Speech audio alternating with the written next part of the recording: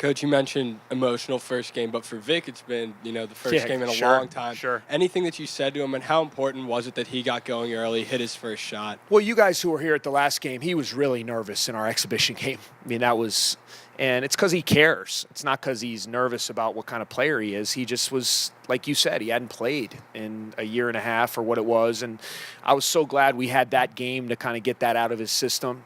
And all of us as a staff, not just me and his teammates. So we just talked to him about just relaxing and playing. Don't put in unnecessary pressure on yourself. Go out there and do what you can do. Play your game. Be aggressive. The thing I liked is I thought he played with a smile on his face. And in the Springfield game, I didn't think he did that. I thought he was tense, he was tight, he was nervous for all the right reasons. But you're not going to play well if you have those kind of emotions inside. So just to see him relax and having fun playing basketball, I knew he was going to play well after the first couple minutes when I saw different type of guy out there than we saw last week.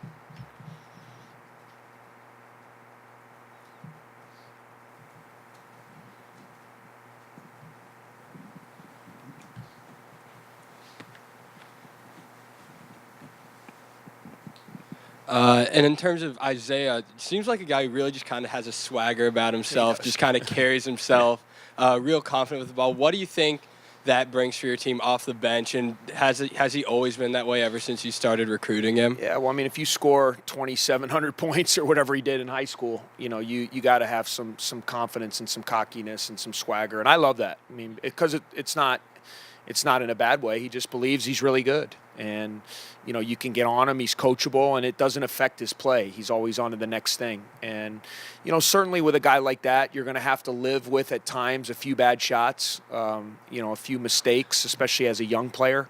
But, he's the kind of guy that can change a game. He can come in and score 10 quick points or, get you 20 plus in a game. And to have that kind of guy, we really, the closest thing to it was probably my first year when we brought Trey off the bench, just to have that guy to come in and score the ball. And, as you know, we're all excited about him. I think he was a real find for us. And, we never look at those rankings or anything. If you can play, you can play. And that kid can play. And I'm glad he's on our team.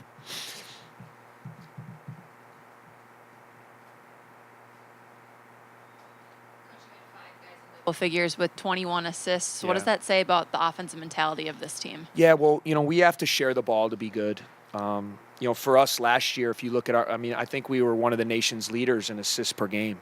You guys know we're not, other than really Isaiah, we're not really a one-on-one team. We have to be a function of cutting and movement and sharing the ball and making the extra pass. And, I thought when we did those things, our offense looked great. I thought when we got out of character, and part of it was Mississippi Valley, the way they were playing defense, where we tried to do a little bit too much or force the action, that's where our turnovers came. So we're at our best when we're moving the ball, when we're cutting, we're screening, getting it side to side, getting guys shots. No one really knows who's getting the shots. And to me, that's a fun way to play. Because, guys aren't standing there wondering if they're going to get the ball or not. I think we have a real unselfish team, and it's going to be a big thing for us going forward as the level of competition ramps up. We're going to have to continue to play like that. Coach, you two guys who went to Croatia this offseason, Scotty looked really confident out there, and then Gavin with 4 blocks. From your perspective, what do you think that trip did to their mentalities and maybe their maturity? Yeah, I mean, it's great. And Pat Baldwin was the coach of that team. So it was good. We had, one of our coaches was there and a couple of our guys, they got to play. Certainly the experience of traveling to a place like Croatia is unbelievable. The fact that basketball can take those kids to places around the world, to me, is really cool. But from a basketball perspective, just to get those extra games, I mean, I knew coming into this year that those 2 kids were going to be a huge, I view Gavin as a starter. Whether he starts or comes off the bench, Gavin's a big part of what we're doing. He can score in the post. He can hit threes. He protects the basket with his energy is amazing. He's on the offensive boards. The thing we're going to have to do with him is because he's playing so aggressive, he's getting himself into some foul trouble. But, I love what he's bringing to the table for us. He's like a new guy. He looks like a veteran guy.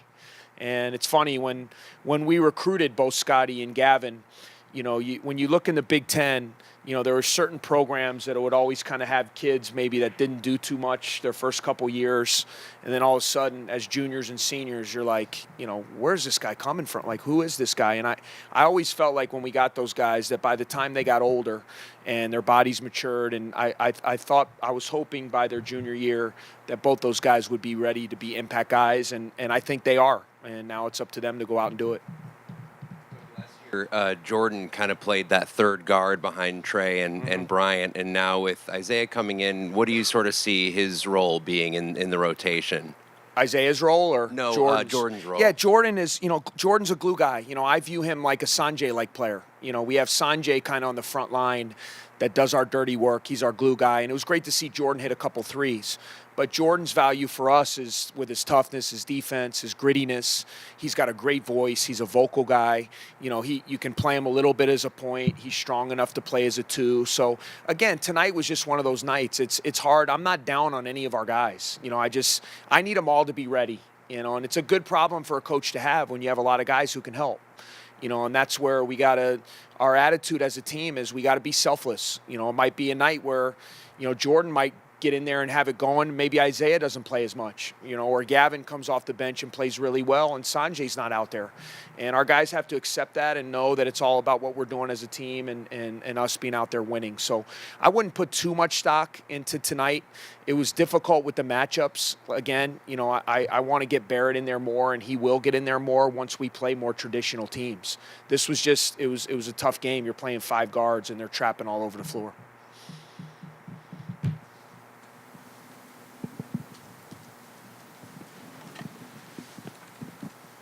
Usually in the first game of the season, it takes a while to get the guys have their legs underneath them. You worked all month to get in game shape, but when you get to that first game, sometimes it takes a little while to get going. I'm curious how much the technology that you guys use played a role in training in the offseason, because it looked like they were pretty good from the get-go. Yeah, no, it's a great thing. And I think one of the things we've talked about more so that the technology is great. I mean, what you can do now with the sports science and, their hydration, and I mean, there's just, it's unbelievable. I mean, it's even more than I even understand. That's up to our nutritionist and strength and conditioning coach, and they tell me who's good and who's not. So, but we have all the cutting edge equipment now, and our guys every day in practice, they wear these sensors on them that can track how hard they're working, and if they're being overtaxed. It's incredible. It's a great tool for me as a coach to be able to know kind of when to push and when to lay off.